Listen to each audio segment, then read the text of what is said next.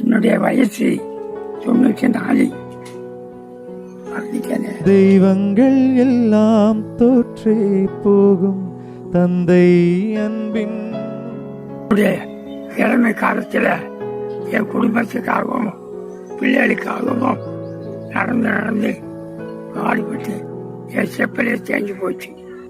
என்னுடைய மனைவி 86. இப்போ எங்களுக்காக இந்த செப்பலும் இந்த ஸ்டிக்கும் வளர்த்துக்கிட்டு இருக்கு.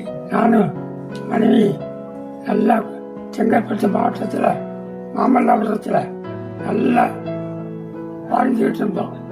இப்போ எல்லாம் முடிஞ்சு. உயிரணுவில் நான் உன் உயிரல்லவா, மண்ணில் வந்து நான் உன் நகலல்லவா, காயங்கள் தந்த பின்